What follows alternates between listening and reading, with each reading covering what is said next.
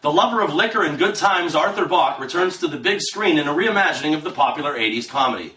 Hello there, everyone. I'm movie critic Nick Iacobucci, as always, for RealScreenReviews.com, and our next movie review is Arthur. This comedy and remake opened around the nation on Friday, April 8, 2011, and it stars in the title role Russell Brand, and joining him are Jennifer Garner, Louis Guzman, Nick Nolte, and Academy Award winner Helen Mirren. This film comes to us from sometime actor and first-time filmmaker Jason Miner. He has appeared in front of the camera in such films as National Lampoons Van Wilder and You, Me, and Dupree, but steps behind the camera for the first time to take the reins of a major Hollywood release.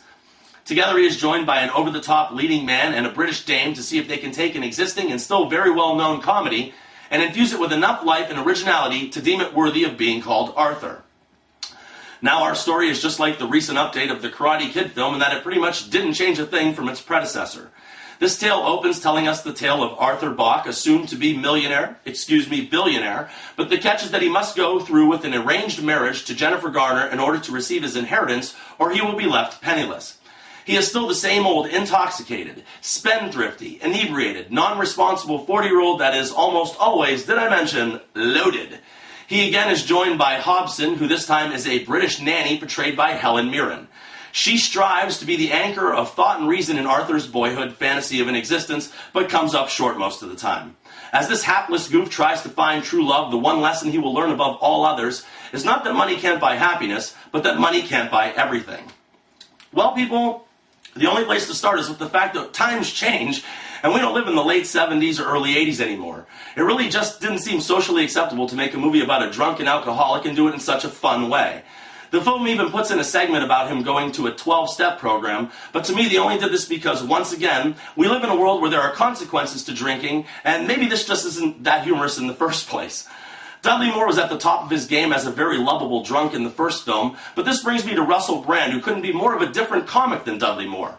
Completely missing is the charm of Moore, and Brand really came off as nothing but a spoiled, rich, and arrogant little jerk most of the time. Just a thought, in an economic world recession, is this the best hero we could come up with to identify with audiences? And I realize that the filmmakers want to change and update things when bringing a newer version of a known story back to the big screen.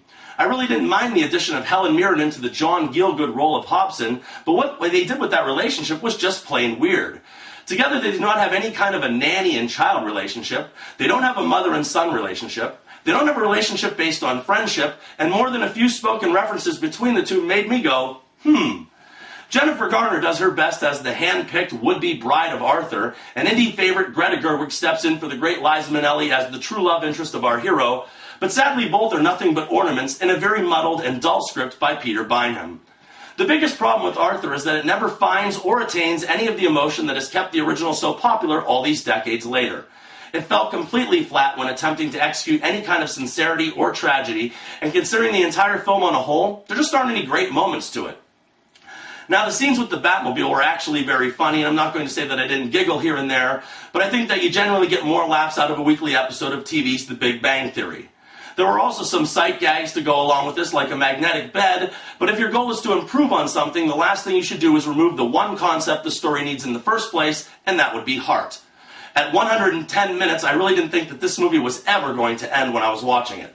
Over the years, people have taken great TV shows and turned them into great films, with The Fugitive and The Untouchables coming to mind sooner than others.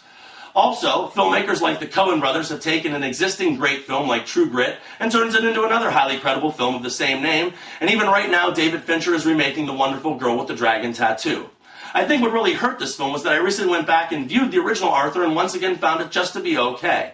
If you're going to take the ball and run with it, you should start with better source material or a revamp that'll knock your socks off, and unfortunately this film didn't have either.